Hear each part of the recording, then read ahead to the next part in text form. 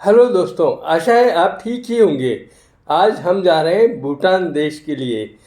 इस भूटान देश की मुख्य मुख्य स्थानों के बारे में मैं आपको विस्तार से बताने जा रहा हूं और ऐसी भी कई बातें बताऊंगा जो किसी ने नहीं बताई होंगी।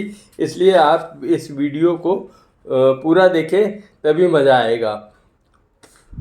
यदि आप बाई एयर जाते हैं तो इस स्थान के लिए आपको बागडोगरा एयरपोर्ट तक जाना होगा, और आप यदि ट्रेन से जा रहे हैं तो न्यू जलपाईगुड़ी और सिलीगुड़ी स्टेशन से भी यहाँ आ सकते हैं। लगभग तीनों जगह से 3 घंटे से 4 घंटे का वक्त आपको थिम्पू पहुँचने में लगेगा, जो कि यहाँ की राजधानी है। भारत का अंतिम शहर जयगाम है और अगला स्टेशन होता है फुनसोलिंग, जहाँ से आपको भूटान का प्रवेश द्वार है और यहाँ से इमिग्रेशन करवाना पड़ेगा। यहाँ आने के लिए आपको 6 महीने की वैलिडिटी का पासपोर्ट या अपना वोटर आईडी कार्ड लाना होगा। यहाँ की करेंसी रुपया नहीं है, लेकिन आप भारतीय मुद्रा का रुपया भी लेकर आएंगे तो कोई दिक्कत नहीं है। हर प्रकार के नोट यहाँ पर स्वीकार किए जाते हैं। यहाँ पर आपको 1200 रुपये प्रतिदिन प्रति व्यक्ति प्रति नाइट का टैक्स पे करना होगा। यहाँ आप एज ए टूरिस्ट आ रहे हैं तो आपको टूरिस्ट गाइड करना आवश्यक है तथा कम से कम 3 स्टार होटल बुक कराना भी आवश्यक है। इमिग्रेशन हो जाने पर यहाँ पर हमारा ट्रेडिशनल स्टाइल में स्वागत किया गया हमारी टूरिस्ट कंपनी द्वारा, जो कि एक सफ़ेद स्कार्फ हमको पहनाकर और स्वागत किया गया है। और अब हम जाने के लिए तैयार हैं यहाँ की राजधानी थिम्पू के लिए। रास्ते में आता है वांगखा वाटरफॉल, जो कि काफ़ी ऊंचा है और बहुत ही सुंदर यहाँ का दृश्य है आसपास का। बीच में एक वाटरफॉल और आता है जो कि शायद परमानेंट नहीं होगा, इसलिए इसका आइटिनरी में कहीं उल्लेख नहीं है। और अब इस गेट के बाद हम एंटर कर रहे हैं थिम्पू शहर के थिम्पू डिस्ट्रिक्ट के अंदर। यहाँ पर गेट के पास ही 2 नदियों का संगम है जो 3 तरफ पहाड़ से घिरी हुई है, जिसे कि यहाँ पर वास्तु के हिसाब से शुभ नहीं माना जाता। इसलिए साइड में 3 स्ट्रक्चर जो दिख रहे हैं ये मंदिर और स्तूपा बनाए गए हैं। तो दोस्तों, आज का दिन समाप्त होता है। अब नाइट स्टे के बाद कल का दिन शुरू होगा। आज हम जा रहे हैं पुनाखा, जहाँ की हम देखेंगे डोचुला पास। यहाँ 108 स्तूप हैं। ये जो आप स्तूप देख रहे हैं ये बने हैं उन सैनिकों की याद में जिन्होंने कि असम विद्रोहियों के खिलाफ लड़ते हुए अपनी जान दे दी थी और वीर गति को प्राप्त हुए थे।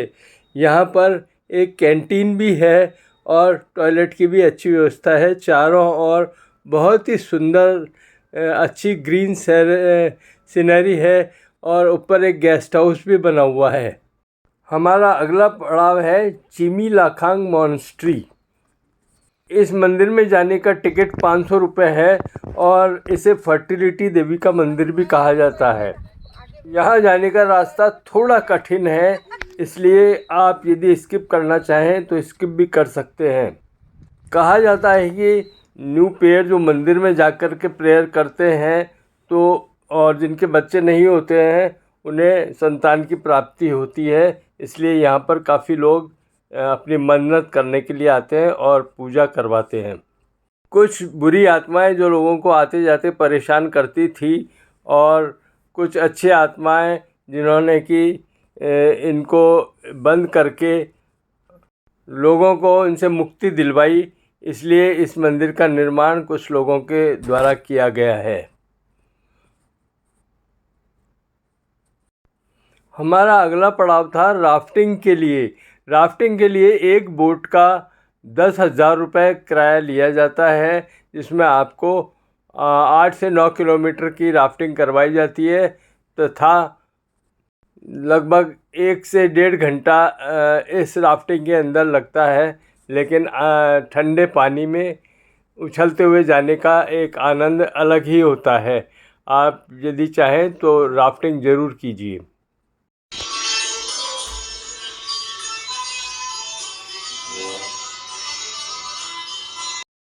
मेरी उम्र 70 प्लस की है, लेकिन मैंने आज तक जीवन में कभी भी राफ्टिंग नहीं की थी। मेरा राफ्टिंग का ये पहला अनुभव है, लेकिन बहुत ही अच्छा रहा। इसमें डरने की कोई बात नहीं होती है। हम जो अगली जगह जा रहे हैं वो है एक ऐसा ब्रिज जो कि भूटान में सबसे लंबा है और बहुत पुराना ब्रिज है, काफ़ी मजबूत बना हुआ है और ये पोचु नदी के ऊपर बना हुआ है। यहाँ पर जो मेन अट्रैक्शन है वो है फ़ोटो शूट करवाने का, और नदी के बहुत ही सुंदर दृश्य यहाँ से दिखाई देते हैं। यदि आप ब्रिज को पार करेंगे तो एक और कैंटीन भी है, आप कुछ देर यहाँ रुककर मज़ा ले सकते हैं। सस्पेंशन ब्रिज से लौटते समय रास्ते में मिलता है पुनाका डोंग, जो कि यहाँ का एक मैजेस्टिक फोर्ट्रेस है और ये दो नदियों के संगम पर बसा हुआ है। हम जब लौट रहे थे तो काफ़ी रात होने लग गई थी, लाइटें जल गई थी और हमने जलती हुई लाइट्स में इसको देखा है। शांति और आध्यात्मिक ज्ञान का प्रतीक है बुद्धा डोडरमा की यह प्रतिमा, जो कि 177 फीट की है और ब्रॉन्ज से बनी हुई है। इसका निर्माण 19 वर्ष पहले किया गया था और इसको बनने में 4 वर्ष लगे थे। नीचे 2 मंजिल के मंदिर हैं। इन मंदिरों को मिलाया जाए तो लगभग 201 फीट की ऊंचाई इस स्टैचू की होती है। नीचे के फ्लोर पर एक मंदिर है जो कि बुद्धा का ही है और यहाँ काफ़ी अंधेरा है, अंदर फोटोग्राफी अलाउड नहीं है। जो फर्स्ट फ्लोर है उस पर बुद्ध की हजारों मूर्तियाँ लगी हुई हैं और इसमें बुद्ध के जीवन की सारी चित्रकारी की गई, जिसमें बुद्ध के जीवन को पूरा एक्सप्लेन किया गया है। चारों ओर ये गोल्डन मूर्तियाँ जो आप देख रहे हैं, ये अप्सराओं की गोल्डन मूर्तियाँ हैं।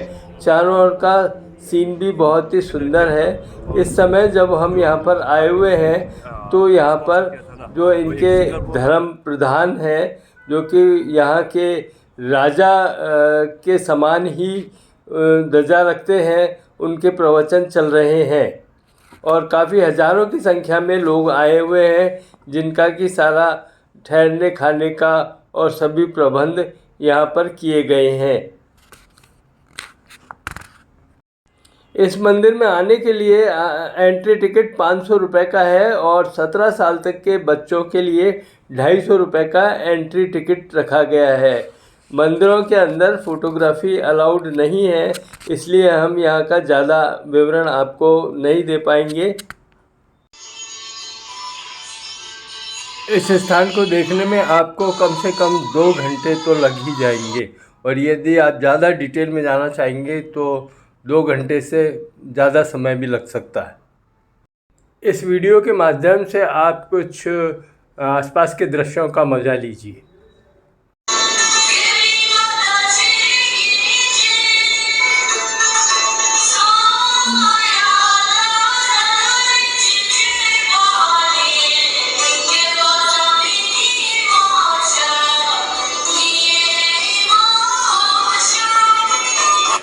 अब हम देखने जा रहे हैं टकिन रिज़र्व। टकिन यहाँ का राष्ट्रीय पशु है।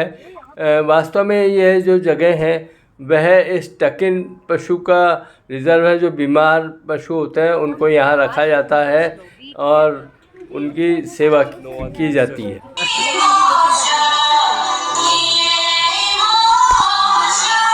इसमें एंट्री टिकट 300 रुपये लगता है और यहाँ पर बहुत बड़े एरिए में टकिन है, कुछ जगह बारहसिंगे वगैरह भी हैं, तो आप उन्हें यदि स्किप करना चाहते हैं तो स्किप भी कर सकते हैं, क्योंकि यह ज़्यादा वर्थ सीइंग नहीं है।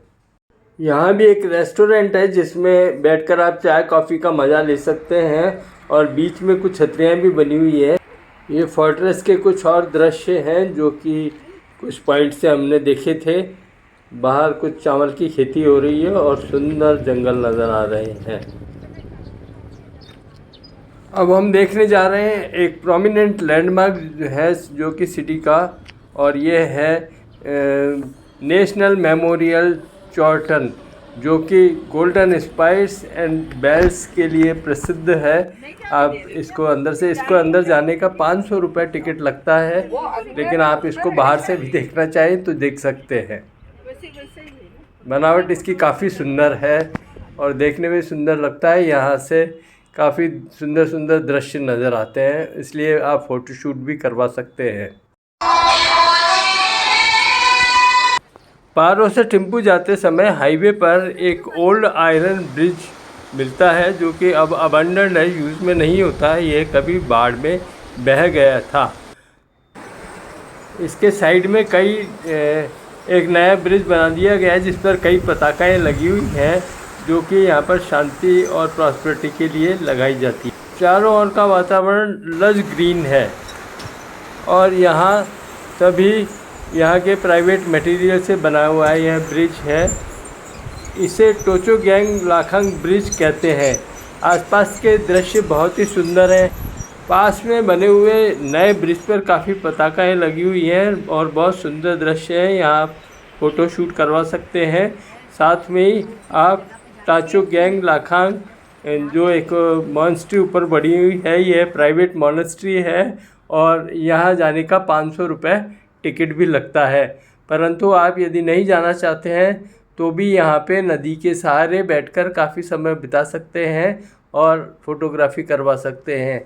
ये सब रंग बिरंगी फर्रियाँ जो लगी हुई हैं शांति का प्रतीक है। यहाँ पर ये विभिन्न स्थानों पर देखी जाती हैं। माना जाता है कि एस्ट्रोलॉजी के हिसाब से जितनी फर्रियाँ बताई जाती है, उतनी फर्री के हिसाब से शांतिपूर्ण स्थानों पर ये फर्रियाँ जाकर लगाई जाती हैं और 5 कलर 5 पंच तत्व का प्रतीक माना गया है। तो हमारी आज की चौथे दिन की आइटिनरी में जो स्थान था वह हमने देख लिया है और हम जा रहे हैं पारो सिटी के लिए। पारो सिटी में शाम को हमने एक कल्चरल शो देखा, जिसमें कि 10 लोकल फोक डांस दिखाए जाते हैं और इसका टिकट है 1000 रुपये प्रति व्यक्ति का। समय लगभग 1 से 1.5 घंटे का लगता है और ये भी बहुत अच्छा एक स्थान है जो कि आपको ज़रूर देखना चाहिए और यहाँ की लोकल संस्कृति का आपको मज़ा लेना चाहिए। यहीं पास में बने हुए हैं हॉट स्टोन बाथ के सेंटर्स। लगभग 2000 रुपये प्रति व्यक्ति ये लोग चार्ज करते हैं, कहीं ज़्यादा कहीं कम भी हो सकते हैं, जिसमें हॉट नदी से लाए हॉट स्टोन को हॉट किया जाता है और उसे लकड़ी के टैंक में डालकर कुछ जड़ी बूटियाँ डाल जाती हैं, जिससे कि हॉट स्टोन बाथ कहा जाता है। आप ये भी कर सकते हैं। कल जाएंगे हम टाइगर नेस्ट देखने के लिए और आप ये जो देख रहे हैं ये है पारुका इंटरनेशनल एयरपोर्ट, जो कि बहुत ही छोटा रनवे होने के कारण प्रसिद्ध है। हम लकी थे कि उस समय एक विमान टेक ऑफ कर रहा था। हमने इसका पूरा टेक ऑफ देखा और ये हमारे लिए एक नया अनुभव था, इतने छोटे एयरपोर्ट से रनवे देख पर एक प्लेन को टेक ऑफ करते हुए देखने का।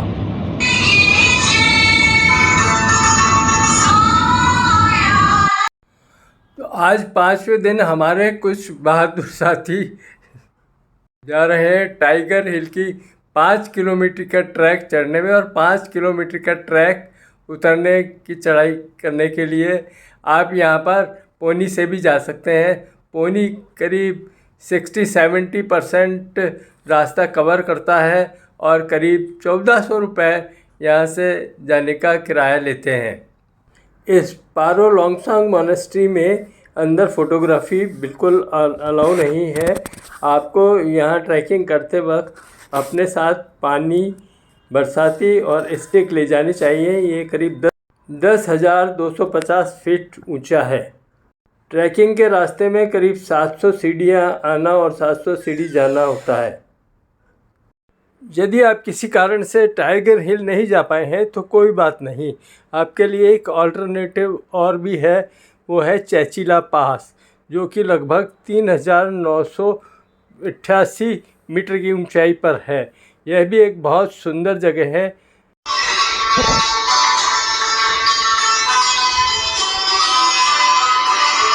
यह पारो से लगभग 40 किलोमीटर की दूरी पर है और यहाँ आने में आपको 1.5 से 2 घंटे का समय लगेगा।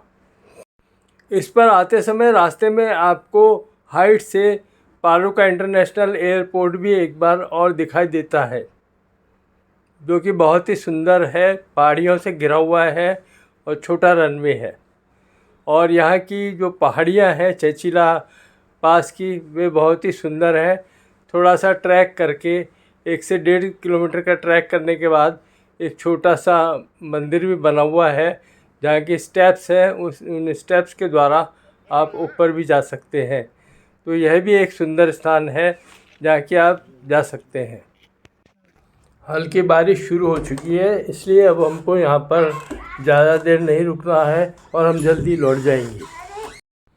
यहाँ पर कुछ स्वेटर, शॉल, मफलर वगैरह एक वैन पर बिक रहे थे और पास ही यहाँ पर एक छोटी सी दुकान भी है जिसमें चाय, कॉफ़ी, मैगी इत्यादि भी मिल जाते हैं। तो दोस्तों, आज हमारा 5वां दिन यहीं पर समाप्त होता है। अब हम होटल में जाकर रेस्ट करेंगे। मिलेंगे कल। हम प्रवेश कर रहे हैं रिनपंग डोजोंग फोर्ट्रेस के अंदर, जहाँ की एक मोनेस्ट्री भी है और यहाँ पर ऊपर कुछ गवर्नमेंट ऑफिसेज हैं। नीचे कुछ सीढ़ी उतरकर हम जाएंगे तो वहाँ पर एक मोनेस्ट्री बनी हुई है और बुद्धा का टेम्पल है, जहाँ की 12 साल के बुद्धा की फ़ोटो लगी हुई है। वो भी अभी मैं आपको बाहर से नीचे की ओर दिखाऊंगा, लेकिन अंदर से फ़ोटो नहीं जाने दिया जाता है यहाँ पर। ये है वो मोनेस्ट्री और यहाँ पर ड्रेस कोड भी है। आपको यहाँ पर पूरे शरीर को ढककर आना पड़ेगा, नहीं तो आपको प्रवेश नहीं दिया जाएगा। इस फोर्ट्रेस की स्ट्रेटेजिक इम्पोर्टेंस है और यहाँ की जो बिल्डिंग है उसकी आर्किटेक्ट बहुत ही सुंदर है, सेरेनिक व्यू है। इसे यूनेस्को की वर्ल्ड हेरिटेज साइट में भी इंक्लूड किया गया है। यदि आप भूटान की लोकल ड्रेस में अपनी फ़ोटो खिंचवाना चाहते हैं तो यह कई स्थानों पर संभव है। यहाँ कई शॉप्स ऐसी हैं जो कि आपको यहाँ की लोकल ड्रेस देगी और वो कपड़े पहनकर आप अपना फ़ोटो शूट करवा सकते हैं। बाहर का दृश्य भी बहुत सुंदर होता है। इसके लिए 300 से 500 रुपये तक का किराया आपको देना पड़ेगा।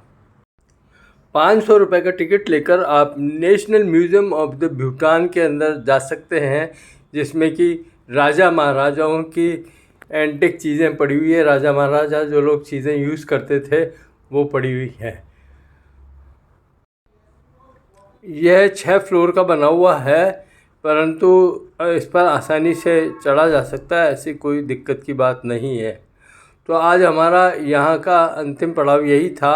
अब हम रास्ते में देखेंगे 8 स्तूपा। बुद्धा के 8 स्तूपा जो जिन्हें कि चौटन कहा जाता है, ये केवल आर्किटेक्ट के लिए ही नहीं बल्कि अपनी और भी रिलीजियस इम्पोर्टेंस रखते हैं और 8 बुद्ध के जन्म से लेकर निर्वाण तक की अलग अलग स्टेजेस को रिप्रेजेंट करते हैं। इसकी बहुत ही धार्मिक स्थान है। यह पारो से फुनसनिंग लौटते समय रास्ते में ही पड़ते हैं। तो दोस्तों, हम फुनसोलिंग आ गए हैं और इमिग्रेशन में एग्ज़िट कराना होगा और उसके बाद हम 24 घंटे तक यहाँ रह सकते हैं और फिर हमें अपने गंतव्य स्थान की ओर जाना होगा। चलते चलते मैं आपको कुछ टिप्स देना चाहता हूँ कि आप अपने साथ गर्म कपड़े लाएं और एक लोकल सिम ख़रीद लें इस देश की, तो अच्छा रहेगा। यहाँ आलू बुखारा, ऑरेंज, प्रीमियम क्वालिटी की नाशपाती और एप्पल बहुत ही ताज़ा और रसीले मिलते हैं और सड़कों पर ही इनके वेंडर्स बैठे रहते हैं। इंडियन फूड आसानी से मिल जाता है यहाँ पर और आपको यहाँ का लोकल फूड ट्राई करना चाहिए। यहाँ एटीएम के भरोसे नहीं रहे, वो कम ही हैं, यूपीआई भी कम ही चलते हैं, इसलिए इंडियन कैश ज़रूर लाएं। तो दोस्तों, अब हम आपसे विदा लेते हैं। Thank you very much for watching this long video.